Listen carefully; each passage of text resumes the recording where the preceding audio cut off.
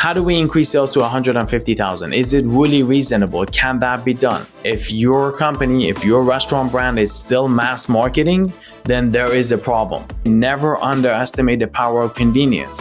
The easier you make it, the more engagement you're gonna get with it.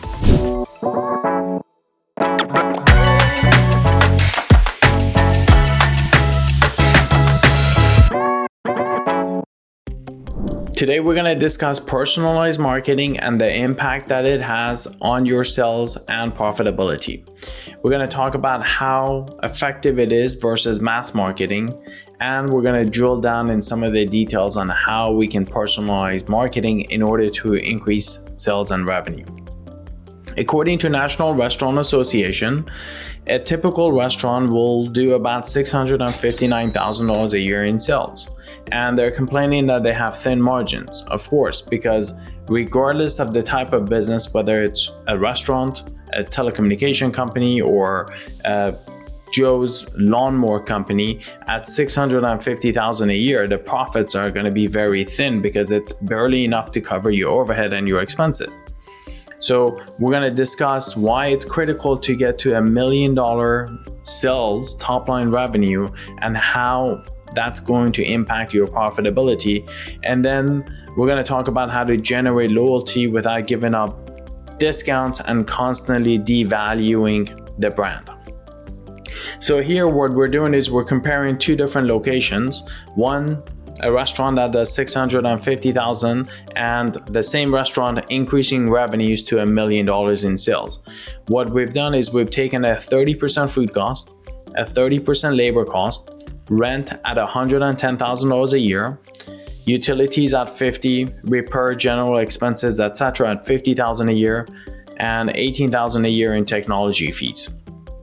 As you can see, the restaurant that does $650,000 a year in sales is generating about $57,000 a year in profit. That's only 8%, 8.7% to be exact. So yes, at those levels, you are correct. You have thin margins. But the problem is not the restaurant industry. The problem is not that your items are unprofitable, etc. Because again, if food item on the menu may be marked up at least 300%. Your drinks are marked up 4, 5, 6, 700%. So every item in the menu is technically profitable, but when it comes to the overall profitability, it's the sales and revenue that puts you in that thin margin category. So if you increase your sales from 650 to $1 million, now you went from making $57,000 to $197,000 a year, and your profit margins went up to 19.7%. Of course, we've discounted and excluded a lot of other expenses that would come into this, but that's even going to further reduce your profitability if you're doing $650,000 in sales. And the conversation goes from, well, we're doing $650,000 in sales, we should close the restaurant and go home and go do something else, versus we're doing $1 million in sales, making 19% a year in profit. The discussion is, should we open a second, third, fourth location? So as you can see, top line revenue matters, and we're going to get into how to grow that top line revenue. So in summary, the restaurant with $1 million in sales is 220% more profitable, 345% more free cash flow, and you're making an extra $140,000 a year in net profit.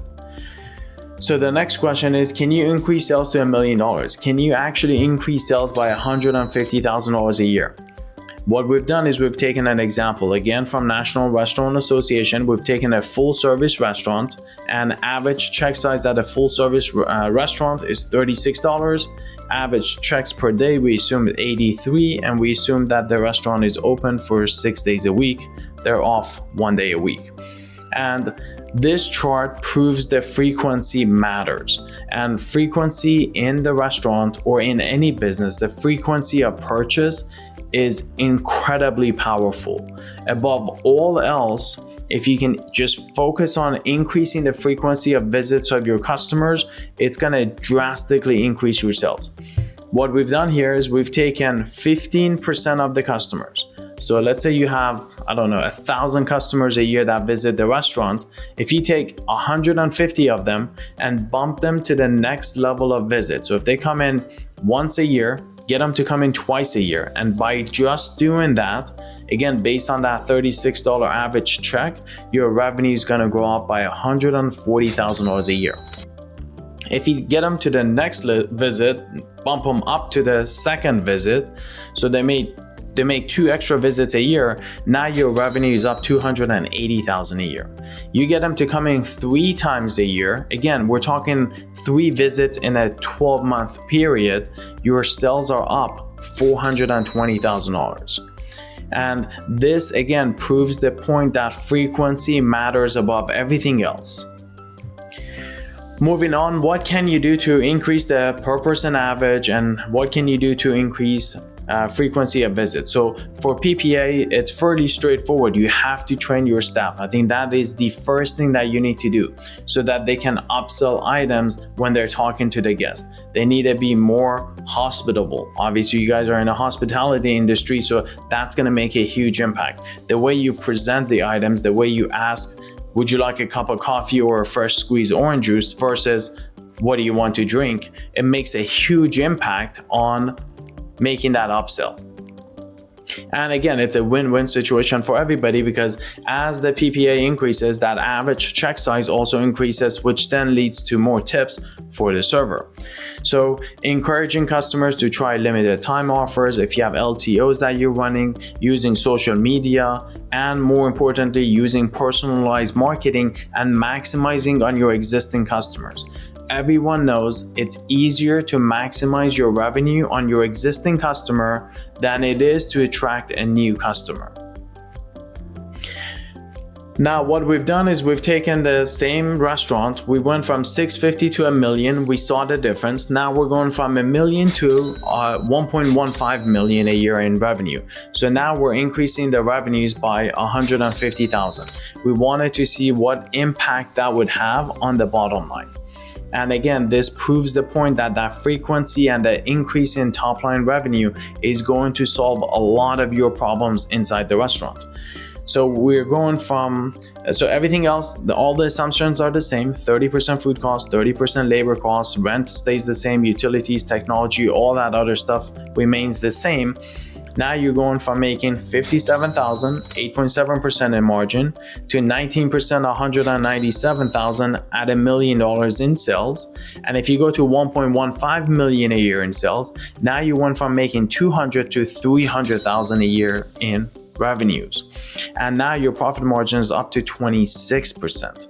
So again, top line revenue makes a huge impact, and the reason is all of your fixed costs stays the same. Your rent doesn't go up, your labor really doesn't go up. If you go from 650 to $1 million, of course your labor goes up, but if you go from $1 million to 1.15 or 1.2 million, you could still manage that utilizing what you have, the servers, the everything that you have in a restaurant. You could still maximize your sales per square foot, sales per employee, sales per etc. that are fixed costs, and those don't change. So because that doesn't change, the only variable is going to be your food cost, then majority of that revenue goes all the way down to your net margin.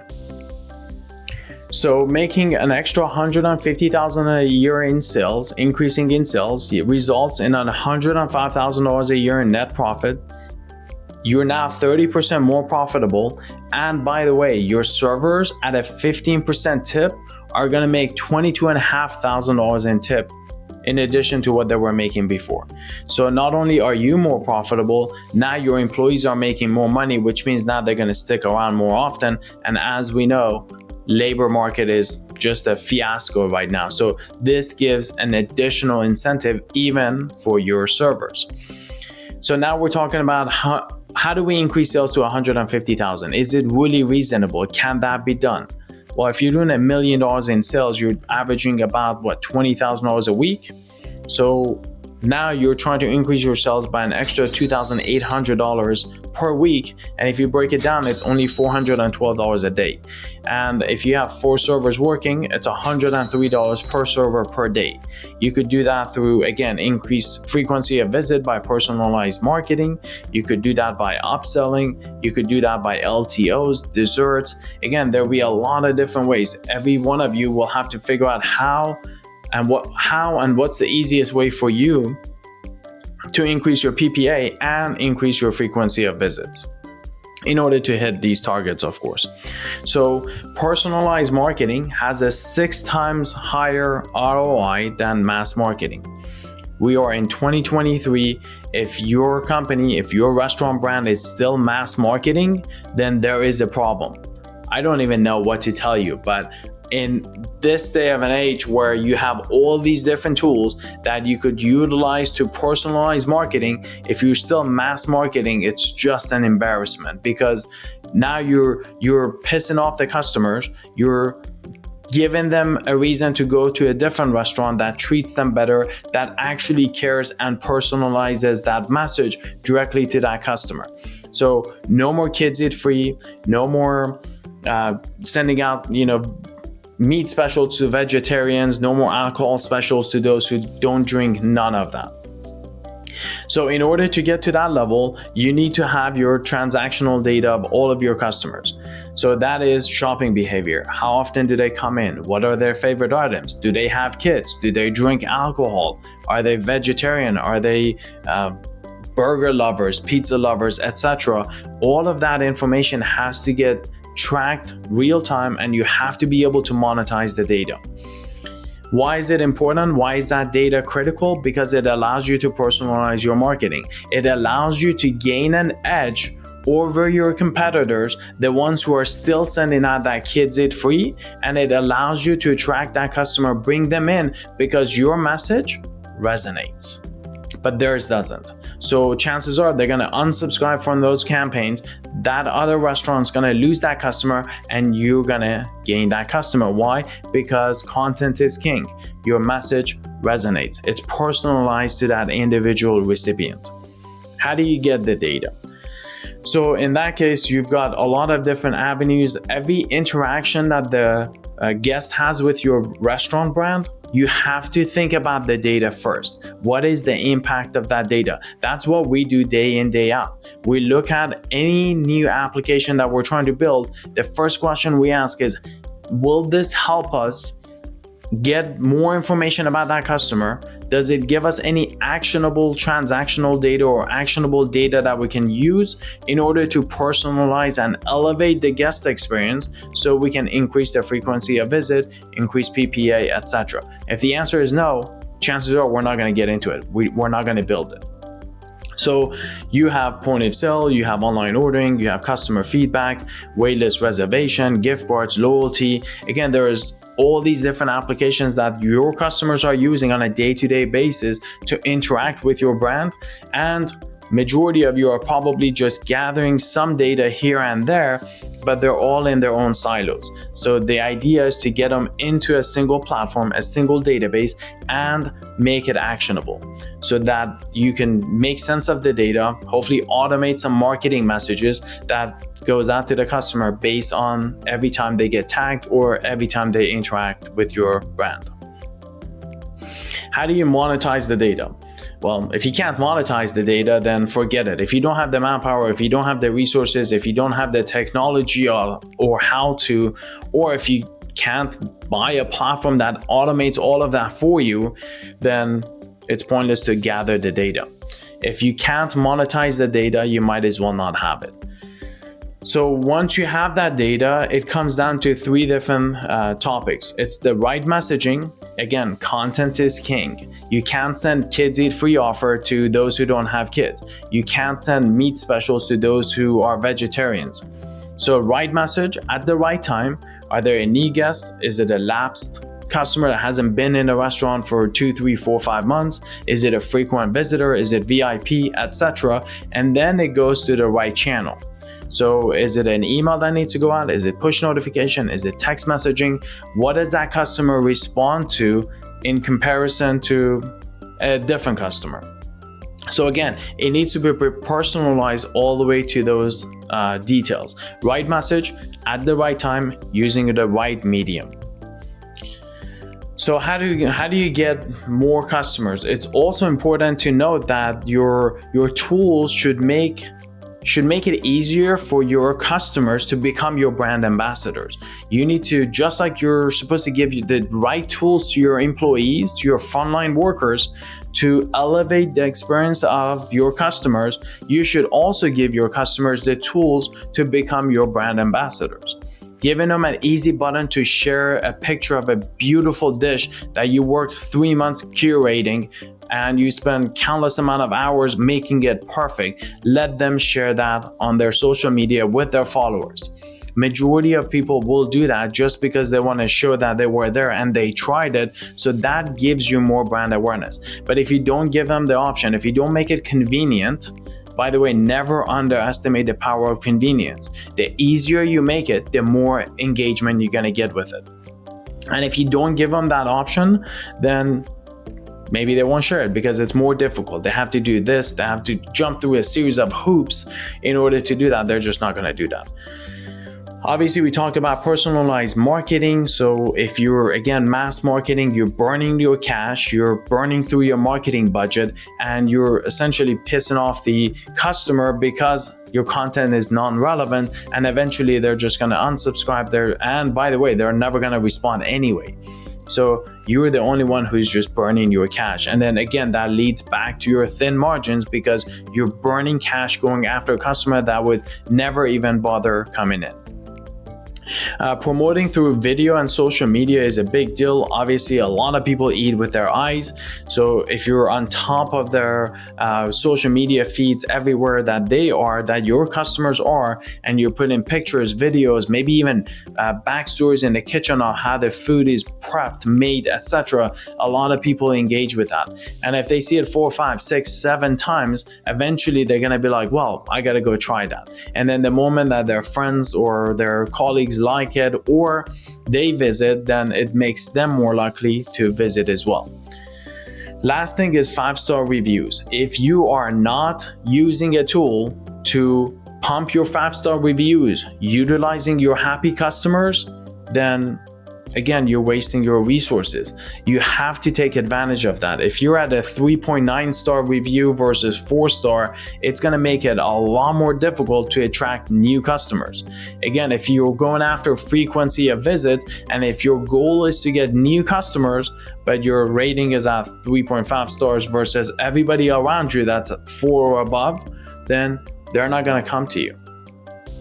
And again, there are a lot of tools that will allow you to do that. You could score all the questions on that survey that the customer is taking. You could categorize them. And then based on that, you could, if they had a positive experience, you can route them to your Google review page. You could send them to Yelp review page, both of which are critically important because Android users by default use Google Maps. iPhone users by default use Apple Maps, which is powered by Yelp. Moving on, measuring return on investment. So if you can't measure return on investment, you're essentially wasting your time. So if you're investing in something in business, you have to have a ROI, and that ROI needs to be clear. It can't be, well, we increase your efficiency, we increase this, we reduce this, it can't be abstract. It needs to be trackable so you can track your ROI. Either it's going to elevate the guest experience, or it may reduce costs, or it may increase sales and revenue. About the customer data platforms, we have another podcast that discusses CDP platforms, but especially nowadays with the whole artificial intelligence coming in, and we're doing a lot of testing on AI, and we're training AI in our platform to start making some of these decisions. But if you don't have that data, or if that data is spread across 6-7 different databases across online ordering, POS, and all these different applications, guess what? It's not going to be effective. And if you don't have a CDP, this is your last warning to get onto a CDP platform, because once these AI tools become very well trained, and if you're 12 months, 24 months behind the curve, at the rate that that AI is going to get trained and it's going to make an impact, it will just completely leave you behind, because without proper data, without enough and sufficient data, the AI can't be properly trained, so it's going to make a lot of mistakes. So the sooner you start gathering the data and prepare for that AI exponential growth, the further ahead you're going to be in the future. And here's an example of what beautiful CDP would look like. It has all of your customers' data, your lifetime value, email address, date of birth, first name, last name, of course, satisfaction score, average spend, how long they've been a customer, their favorite items, and again, all of that transactional data is gathered through all the applications that the customer is interacting with. And eventually, in 12-24 months, these AI tools become so advanced and so well trained on this information, where it's going to go through your entire customer data platform. It's going to pick out the customers with the highest lifetime value, with the highest satisfaction score, most frequently visited, and it's going to cross-reference that data with social media and say, oh, well, this guy Richard Parker has got 1.5 million Instagram followers. Then it's going to automatically reach out and say, hi Richard, notice that you have a very high LTV value in our restaurant. Your satisfaction score is through the roof. You come in 3 times a week, and we notice that you have 1.5 million followers on Instagram. We love for you to become our brand ambassadors, and kind of make an offer for that individual customer to become that brand ambassador. Again, without having the data and without having some sort of an AI engine that will eventually make these connections, you're not going to be able to do that. And those who do are going to completely win that game, and it's going to make such a huge difference. You're going to have these super winners that are just absolutely killing it, and everybody else is struggling. That gap is going to become so wide because that AI tool is just going to constantly get better on a daily basis. It's going to work 24 hours a day. It's going to never ask for a raise. It's never going to call in sick. It will never take a break, and it will almost never make a mistake. It's just going to constantly keep doing the same thing over and over and over again, and every time it does it, it keeps getting better and better at that job. And that's all we have for today. So here at Milagro, we work harder so you don't have to. We've figured out a lot of these intricacies that goes around this. We hope that you found this content helpful. If so, please share it, send it to your colleagues. And if you need to have a chat with us or have us do a free audit of technologies in your restaurant and see how we may be able to help you, feel free to get in touch with us. Thank you. Here at Milagro, we've solved all of these complex problems of the loyalty and the integration and everything that we've discussed in this podcast. So if you're interested to learn more, contact us and schedule a demo.